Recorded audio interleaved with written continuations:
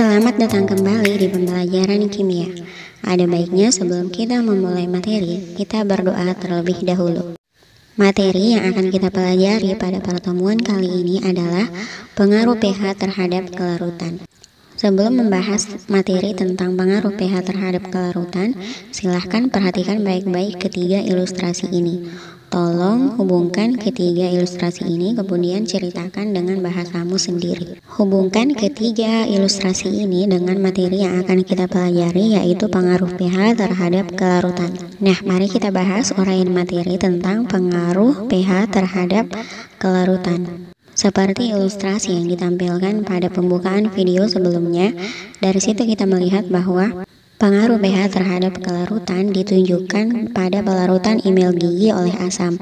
Proses kontak terus-menerus antara gigi dengan minuman bersoda akan mengikis email secara perlahan-lahan. Komponen penyusun email gigi terdiri dari dua jenis, yaitu hidroksiapatit dan fluoroapatit. Dengan minum soft drink dengan pH rendah dan asam yang tinggi, maka mengakibatkan pH mulut turun menjadi di bawah 5,5. pH yang turun atau bersifat asam akan mengakibatkan kelarutan dari email gigi meningkat. Pada saat itu terjadi demineralisasi gigi, di mana gigi kehilangan komponen mineral gigi sehingga menyebabkan gigi menjadi rusak. Jadi ternyata pengaruh pH terhadap kelarutan sering terjadi dalam tubuh kita. Pengaruh pH terhadap kelarutan dibagi ke dalam dua pokok materi bahasan. Yang pertama, pH terhadap kelarutan basa, dan yang kedua, pH terhadap kelarutan garam. Kelarutan senyawa yang terionisasi dalam air sangat dipengaruhi oleh pH, sedangkan kelarutan senyawa non-elektrolit yang tidak terionisasi dalam air hanya sedikit dipengaruhi oleh pH. Untuk senyawa yang terionisasi atau larutan elektrolit seperti asam karboksilat, kelarutan merupakan fungsi dari pH yang secara matematis dinyatakan dalam persamaan pH sama dengan pKa tambah log garam per asam. Peningkatan pH dapat meningkatkan kelarutan senyawa asam lemah, dan penurunan pH dapat meningkatkan kelarutan senyawa basa lemah. Dalam penentuan pH optimum biasanya digunakan untuk menjamin larutan yang jernih dan keefektifan terapi yang maksimum. Misalnya pada asam salisilat, atrofin sulfat, tetrakin asam klorida, sulfonamida, dan fenobarbital natrium. Nah, berikut ini ditampilkan grafik hubungan antara pengaruh pH pada senyawa elektrolit antara pH asam dan pH basa. Grafik yang sebelah kiri merupakan pH pada senyawa larutan elektrolit untuk asam dan bagian kanan untuk basa. Nah, mari kita mulai pembahasannya dari pengaruh pH terhadap kelarutan basa. Kelarutan basa berkurang jika pH diperbesar, dan sebaliknya, kelarutan basa bertambah jika pH diturunkan. Untuk memahami hal ini, mari kita lakukan percobaan berikut. Misalnya, basa yang sukar larut dalam air yaitu magnesium hidroksida. Jika magnesium hidroksida diaduk ke dalam air, maka saat itu akan larut hingga larutan menjadi jenuh. Jika pH larutan dinaikkan, misalnya dengan menambah basa, maka kelarutan akan berkurang, karena jika ion hidroksida sebagai ion senama akan menggeser kesetimbangan ke kiri. Dan sebaliknya, jika pH diturunkan, misalnya dengan menambah asam, maka ion H+ dari asam itu akan mengikat ion hidroksida membentuk molekul air. Hal ini akan menggeser kesetimbangan ke kanan sehingga kelarutan akan bertambah. Beberapa senyawa asam dan basa ada yang sukar larut di dalam air dan membentuk larutan dengan pH jenuh. Besarnya pH jenuh sesuai dengan banyaknya ion H+ dan ion hidroksida yang larut. Konsentrasi ini sangat bergantung pada besarnya harga KSP, sehingga kelarutan semakin besar. pH larutan asam akan semakin kecil, sedangkan pH larutan basa akan semakin besar. Karena pada umumnya basa mudah larut dalam larutan asam, tetapi sebaliknya akan sukar larut dalam larutan basa. Jika ke dalam larutan basa ditambahkan asam, maka konsentrasi ion H+ akan bertambah dan konsentrasi ion OH- akan berkurang. Jika ion OH- berkurang, maka kelarutan juga akan bertambah. Jika larutan ditambahkan basa, maka konsentrasi ion hidroksida akan bertambah sehingga kelarutan juga akan berkurang. Jika kalian bingung memahami pernyataan ini, maka ingat kembali materimu tentang asas likat kelir. Dan sejalan dengan hal ini, sesuai dengan efek ion senama, suatu basa akan lebih sukar larut dalam larutan yang bersifat basa daripada dalam larutan yang bersifat netral. Kita lanjut ke yang kedua, pengaruh pH terhadap kelarutan garam. Kelarutan garam juga bergantung pada pH larutan, khususnya garam-garam yang anionnya bersifat basa seperti barium karbonat dan seng sulfida. Hal ini juga dapat dijelaskan sebagai akibat pergeseran kesetimbangan. Mari kita perhatikan kelarutan dari barium karbonat dalam persamaan kesetimbangan berikut.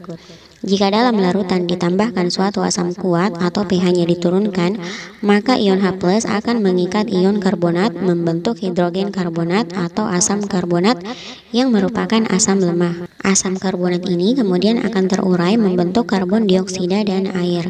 Reaksi kedua ini akan menyebabkan kesetimbangan reaksi pertama bergeser ke kanan, artinya kelarutan akan bertambah. Untuk lebih memahami materi ini, mari kita bahas contoh soal berikut. Ada dua contoh soal yang akan kalian bahas pada pertemuan kali ini.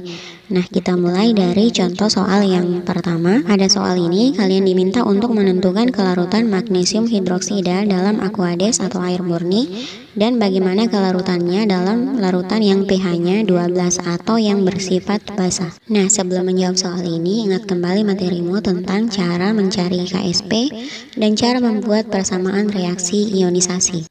Nah, dari persamaan reaksi ionisasinya kita melihat bahwa konsentrasi Mg2+ sama dengan S, sedangkan konsentrasi OH- sama dengan 2S karena koefisiennya 2. Nah, untuk menghitung KSP-nya, kita mengalihkan S dikali 2S pangkat 2. KSP-nya sudah diketahui di soal 2 kali 10 pangkat min 12. Untuk mencari kelarutannya, 2 kali 10 pangkat min 12 kita bagi terlebih dahulu dengan 4. Setelah diperoleh hasilnya, kita akar pangkat 3 kan, dan diperoleh S-nya sama dengan 7,94 kali 10 pangkat minus 5 mol per liter. Nah, hasil dari bagian A ini akan kita bandingkan dengan bagian B dalam larutan yang pH-nya sama dengan 12, berarti kita cari terlebih dahulu pOH-nya. Untuk mencari pOH-nya, rumusnya PKW dikurang pH. PKW-nya 14, pH-nya 12, berarti 14 kurang 12 sama dengan 2. Dari sini, kita mencari konsentrasi OH-nya. Konsentrasi OH- sama dengan 10 pangkat min pOH dan diperoleh 1 kali 10 pangkat min 2 mol per liter. Magnesium hidroksida larut hingga terjadi larutan jenuh. Misalnya kelarutannya sama dengan X mol per liter, maka kita buatkan reaksi ionisasinya. Konsentrasi ion OH- ada 2. Kita totalkan dari yang pertama 1 kali 10 pangkat min 2 ditambah 2X dari reaksi ionisasinya. Nah, substitusi data ini ke persamaan tetapan kesetimbangan sehingga menghasilkan persamaan Mg2+ kali konsentrasi OH- pangkat 2 sama dengan KSP magnesium hidroksida. KSP-nya sudah diketahui, yaitu 2 kali 10 pangkat min 12. Nah, karena nilai 2X sangat kecil, maka bisa diabaikan sehingga persamaannya berubah menjadi X kali 2 kali 10 pangkat minus 2 pangkat 2. Ingat kembali aturan eksponenmu. Setelah itu kita bagi 2 kali 10 pangkat min 12 dibagi 2 kali 10 pangkat min 4. Karena posisi pangkatnya berpindah, berarti tandanya berubah sehingga diperoleh 2 kali 10 pangkat min 12 minus 4 berubah menjadi positif 4 dan hasil akhirnya X sama dengan 2 kali 10 pangkat min 8. Kelarutan magnesium hidroksida dalam pH 12 ini jauh lebih kecil daripada kelarutannya pada larutan murni atau pada Aquades. Nah, hasil perhitungan ini membuktikan bahwa teori yang sebelumnya benar bahwa jika pH dinaikkan, justru kelarutan basa akan berkurang karena adanya efek ion senama. Nah, setelah memahami contoh soal dan pembahasan yang pertama, kita lanjut ke contoh soal yang kedua. Pada pH berapakah besi 3 hidroksida mulai mengendap dari larutan besi 3 klorida 0,01 M jika KSP-nya 3,8 kali 10 pangkat min 38. Hampir sama dengan contoh soal yang sebelumnya, kalian terlebih dahulu membuat persamaan reaksi ionisasinya, kemudian mencari kelarutannya. Nah, kelarutan yang dicari di sini adalah konsentrasi ion hidroksidanya. Konsentrasi Fe3+ sudah diketahui di soal 0,01 dan KSP-nya juga sudah ada. Jadi untuk mencari ion hidroksidanya, 3,8 kali 10 pangkat min 38 dibagi dengan 0,01. Setelah dibagi, kemudian diakar pangkat 3 kan. Nah, dari hasil perhitungannya diperoleh konsentrasi ion OH- sama dengan 1,56 kali 10 pangkat min 12. Selanjutnya kita mencari pOH-nya. pOH sama dengan minus log konsentrasi OH-. Setelah memperoleh pOH-nya, kita mencari pH-nya. 14 dikurang pOH. Dari hasil perhitungannya kita memperoleh pH sama dengan 2,19. Nah, itu tadi pembahasan materi kita tentang pengaruh pH terhadap kelarutan. Semoga bermanfaat. Sampai jumpa di pertemuan selanjutnya.